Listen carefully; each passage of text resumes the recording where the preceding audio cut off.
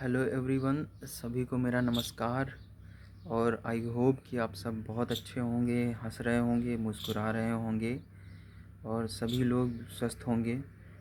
तो आज हम इस वीडियो में, जैसा कि मैंने पिछले वीडियो में कहा था, कि हम डिस्कस करेंगे कि कौन से ऐसे योग हैं, प्राणायाम हैं, जिनको करके आप कोविड से जल्दी रिकवर हो जाओगे। तो ये ऐसे प्राणायाम हैं जो केवल कोविड में ही नहीं बल्कि आपकी डेली लाइफ में भी बहुत ज़्यादा इम्पैक्ट करने वाले हैं।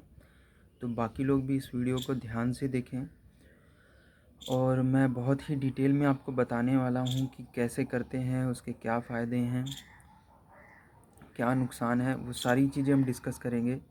तो उसके लिए इस वीडियो में अंत तक बने रहें। दोस्तों, मेरा नाम है नितिन और मैं कुछ दिन पहले ही अभी कोविड से रिकवर हुआ हूँ। तो मैं अपने इस एक्सपीरियंस को आप लोगों के साथ में शेयर कर रहा हूँ ताकि आपको कभी कुछ ऐसा, पहले तो भगवान से दुआ है कि आपको ऐसा ना हो, बट इन केस क्योंकि ये बहुत ज़्यादा कॉन्टेजियस है, बहुत जल्दी फैल रहा है, तो अगर कभी किसी को ऐसी सिचुएशन फेस करनी पड़ती है तो हो सकता है इन वीडियोस को देख के आपको थोड़ा बहुत हेल्प मिल जाए। तो इन वीडियोस के नोटिफिकेशन के लिए आप सब्सक्राइब कर सकते हैं चैनल को, बेल आइकन को प्रेस कर सकते हैं। अदरवाइज़ आप इन वीडियोस को ज़्यादा से ज़्यादा शेयर करें ताकि सबकी हेल्प हो पाए। तो दोस्तों, सुबह उठ के आपको आपका रूटीन करके आपको योगा करना ही है आपके आइसोलेशन के दौरान। इवन मैं कहूँगा सबको करना चाहिए। तो जो लोग भी आइसोलेशन में हैं उनको योगा करना मस्ट है, क्योंकि योगा से आपके शरीर में जो भी दिक्कतें आ रही हैं, क्योंकि ये वायरस जो है रेस्पिरेटरी सिस्टम का ही वायरस है, उसी को डैमेज करता है। तो उसको सही करने का योग एक बहुत ही कारगर तरीका है। तो आइए जानते हैं वो कौन कौन से प्राणायाम हैं। तो सबसे पहली चीज़ तो एक बहुत आसान सा प्राणायाम है जिसको हम बोलते हैं अनुलोम विलोम प्राणायाम। ठीक है, तो इस प्राणायाम को कैसे करना है वो आप ध्यान से देखिएगा। तो सबसे पहले हमें अपने दाएं या बाएं हाथ हथेली को, उसकी अंगूठे थंब के बगल वाली दो उंगलियों को हमें ऐसे फोल्ड करना है और अपनी इस उंगली और इस उंगली का प्रयोग करना है।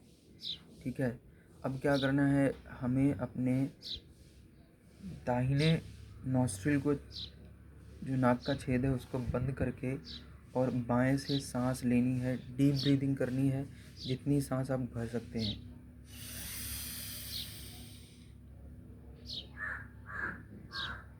फिर आपको ये जो बायां जिससे आपने सांस ली है इसको बंद करके दाहिने से सांस छोड़नी है। फिर इसी से सांस लेनी है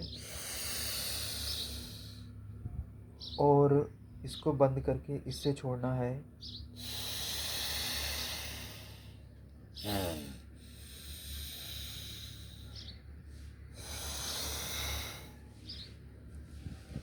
तो दोस्तों, इसको हम लोग बोलते हैं अनुलोम विलोम प्राणायाम।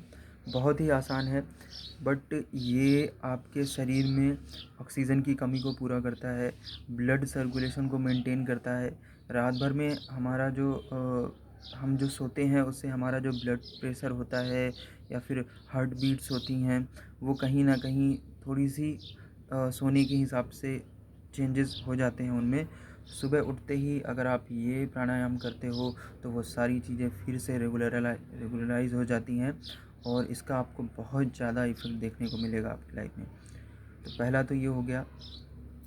अब दूसरा प्राणायाम है जिसको हम बोलते हैं कपालभाति।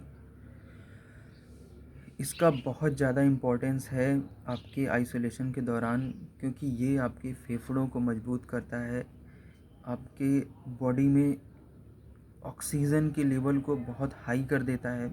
नॉर्मली जितना हम ऑक्सीजन लेते हैं उससे लगभग 10 गुना ऑक्सीजन इसमें हमारे शरीर में अंदर जाती है। तो आपके बॉडी में अगर ऑक्सीजन की कमी हो रही है तो वो उसको पूरा करता है। तो इसके लिए हमें क्या करना है, तो पहले मैं बताता हूँ, उसके बाद करके दिखाऊंगा। हमें क्या करना है, अपने पेट को, क्योंकि ये हमारा चेस्ट है और चेस्ट के नीचे होता है डायाफ्राम। जब वो डायाफ्राम हमारे इस वाले पोर्शन को ऊपर की तरफ दबाता है तो हमारी एयर जो होती है वो बाहर निकल जाती है। तो हमें क्या करना है, अपने पेट को अंदर की तरफ दबाते हुए इस डायाफ्राम को ऊपर की तरफ धकेलना है, जिससे हमारी जो सांस है अंदर भरी हुई है वो तेज़ी से बाहर निकलेगी और उतनी तेज़ी के साथ ही श्वास अपने आप अंदर चली जाएगी। तो आपको जो ध्यान रखना है वो श्वास को बाहर निकालने में रखना है, अंदर लेने में नहीं, क्योंकि अंदर वो ऑटोमेटिक चली जाएगी। तो कैसे करना है, तो आप 2 बार जब पेट को अंदर दबाएंगे तो दबाने से जो श्वास निकलेगी उनके बीच में ही ऑटोमेटिक ऑक्सीजन या श्वास अपने अंदर चली जाएगी। एक बार मैं करके दिखाता हूँ, आप लोग थोड़ा ध्यान से देखिए।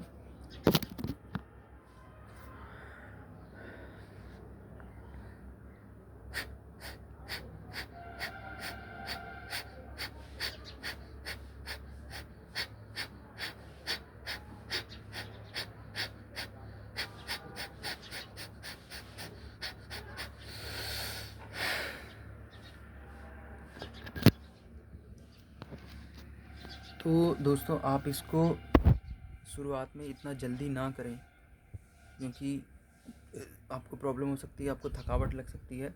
शुरुआत में इसको धीरे धीरे करें, ठीक है। और आपको ऐसा करना है कि आपको इसको 2 से 3 बार करना है और कुछ 15 मिनट का एक टाइम पीरियड फिक्स कर लीजिए, मुझे 15 मिनट इसको करना है। तो ये ऑक्सीजन की कमी को पूरा करने के लिए बहुत ही अच्छा है। आपका जो ये एरिया है, ये इस पूरे एरिया को ताकत स्ट्रेंथन करता है, इसको ताकत प्रदान करता है। तो हमें अपने फेफड़ों को मजबूत करने के लिए, क्योंकि कोविड हो गया है तो ऑफकोर्स आपके फेफड़े कमज़ोर हो जाएंगे, आपके बॉडी में ऑक्सीजन का लेवल डाउन होगा। उन सारी चीज़ों को मेंटेन करने के लिए कपालभाति बहुत ही ज़्यादा ज़रूरी है। तो इसको सब लोगों को 15 मिनट सुबह, 15 मिनट शाम करना ही है। नेक्स्ट दोस्तों आता है भस्त्रिका प्राणायाम। लेकिन भस्त्रिका प्राणायाम मैं सभी को सजेस्ट नहीं करूँगा। जिनको भी हार्ट की प्रॉब्लम है, जिन भाइयों को ऑक्सीजन की कमी हो रही है, श्वास लेने में दिक्कत हो रही है, मैं उनको वो रिकमेंड नहीं करूँगा। आप उसकी जगह कपालभाति करें, जो अभी हमने देखा। भस्त्रिका में थोड़ा सा आपका हार्ट का जोर ज़्यादा रहेगा, इस वजह से आपकी प्रॉब्लम बढ़ सकती है। फिर भी मैं बता देता हूँ उसको कैसे करना होता है। आपको क्या करना है, नॉर्मली जो हम ब्रीदिंग करते हैं वो आराम से धीरे करते हैं,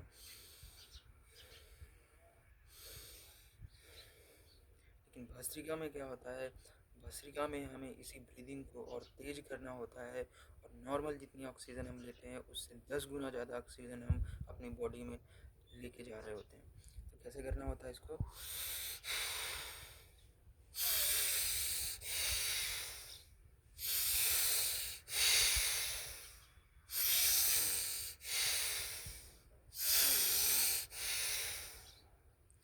या इससे भी तेज आप कर सकते हैं।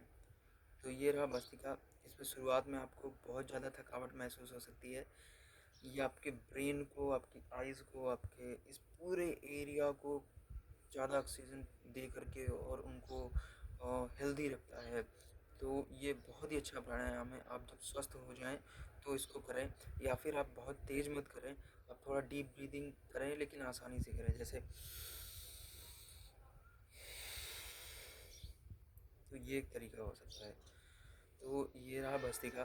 दोस्तों, ये 3 ऐसे प्राणायाम हैं जिनको करके आप अपनी ज़्यादा से ज़्यादा दिक्कतों को ठीक कर सकते हो।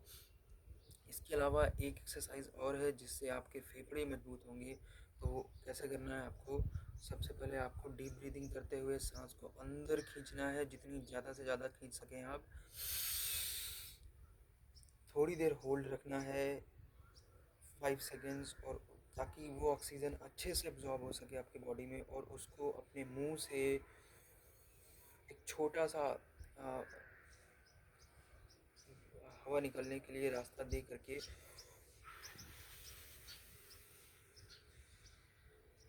इस तरीके से फूंक मारते हुए लगभग पूरी हवा को आपको बाहर कर देना है, जिससे आपका जो लंग्स है वो पूरी तरीके से खाली हो जाएं, और वापस से डीप ब्रीदिंग करते हुए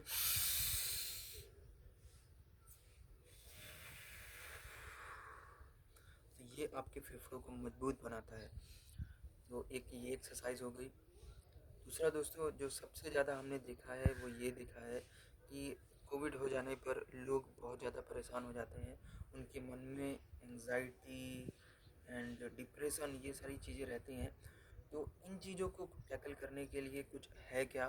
ऑफ कोर्स मैं आपको 3 ऐसी चीज़ें बताने वाला हूँ जिनसे आप इन चीज़ों से, अगर आपको परेशानी हो रही है, आपको घबराहट महसूस हो रहा है, आप इनसे इंस्टेंट आपको रिलीफ मिल जाएगा। ठीक है? तो सबसे पहले क्या करना है? सबसे पहले तो आपको बैठ कर के आराम से डीप ब्रीदिंग करनी है, नॉर्मल, जैसे आप भस्त्रिका में कर रहे थे। भस्त्रिका में हम थोड़ा तेज करते हैं, बट यहाँ पे आपको बिल्कुल नॉर्मल डीप ब्रीदिंग करनी है, आंखों को बंद करके। और बंद करने के बाद में आपको पूरा ध्यान, अपना कंसंट्रेशन लगाना है आपके इस मिड पॉइंट पर। ठीक है? आंखों को बंद करिए और अपना पूरा ध्यान लगाइए आंखों के दोनों आईब्रोज के बीच में। और अगर हो सके तो आप इमेजिन कीजिए कि आपके मिड पॉइंट पे आपको ओम दिखाई दे रहा है। ठीक है? अगर ऐसा होता है तो आपका कंसंट्रेशन बहुत हाई लेवल का होगा। इसको हम मेडिटेशन बोलते हैं। मेडिटेशन केवल इसको ही नहीं बोलते हैं, मेडिटेशन एक बहुत ही ब्रॉड चीज़ है। तो वो ये मेडिटेशन का एक पार्ट है। तो हमें क्या करना है?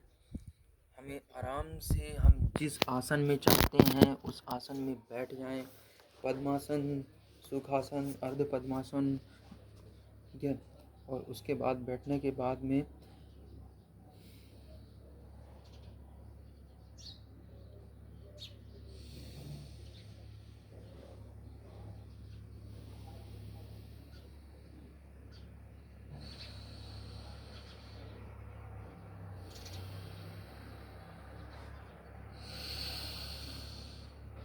पूरा ध्यान आपके दोनों आईब्रोज़ के बीच में आपका होना चाहिए। और आप अपनी सांसों को भी ध्यान दें कि आप कैसे सांस अंदर ले रहे हैं और कैसे बाहर छोड़ रहे हैं।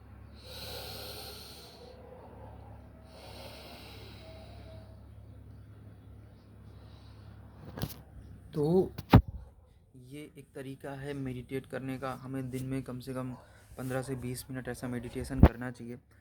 इससे हमारी स्मरण शक्ति बढ़ती है, हमारे माइंड में जो नेगेटिव थॉट्स आते हैं वो गायब होते हैं, हमारी बॉडी को एक अजीब सी एनर्जी मिलती है। तो इसको ज़रूर करिए। नेक्स्ट इज़, मैं इसका पहले लॉजिक बताना चाहूँगा।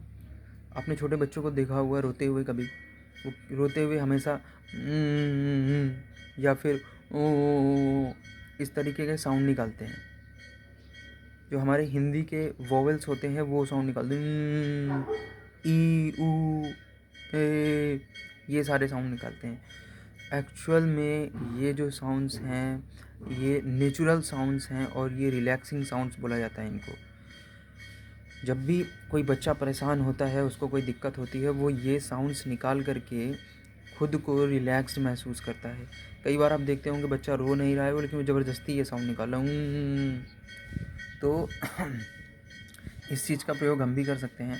कभी भी आपको कोई दिक्कत महसूस हो रही है, आपसे कोई निगेटिव बात करता है, आप गुस्से में आ गए, आप परेशान हो रहे हैं, आपका कुछ ख़त्म हो गया, आपका कुछ चला गया, आप परेशान हो गए, क्या करना है आपको? सिंपली बैठ जाना है, डीप ब्रीथ अंदर लीजिए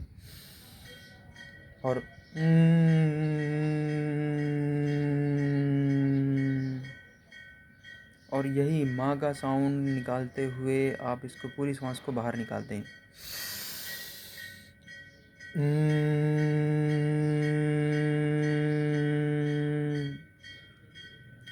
इससे जो आपके बॉडी में जो वाइब्रेशंस हैं, इस साउंड के जो वाइब्रेशंस हैं, वो आपके माइंड को बहुत ज़्यादा रिलैक्स करने वाले होंगे। तो ये एक तरीका हुआ। अगला तरीका है जो हर बीमारी का, हर समस्या का समाधान है, और वो है चैंटिंग ऑफ ओम। ओम को sound of Cosmos, sound of space कहा जाता है, साउंड ऑफ लॉर्ड शिवा कहा जाता है। तो ये एक ऐसा साउंड है जो बोलते हैं कि स्पेस में जब आप जाओगे तो आपको यही साउंड सुनने को मिलेगा। तो आप इसको वेरीफ़ाई भी कर सकते हैं। नासा ने बहुत सारे वीडियोज़ आपके डाले हैं जहाँ पे वो साउंड दिखाते हैं कि कैसा साउंड हम स्पेस में होता है। तो आप उसको ध्यान से सुनिएगा, आपको ओम का ही साउंड आएगा। तो हमें क्या करना है, सिंपली बैठ जाना है, डीप ब्रीथ लेनी है अंदर।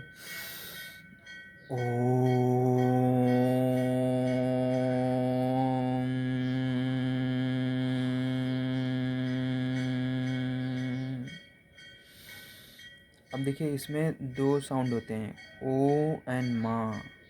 जैसे कि मैंने पहले बताया, दोनों हिंदी के वॉवेल्स हैं। कौन से साउंड को कितनी देर तक प्रोनाउंस करना है।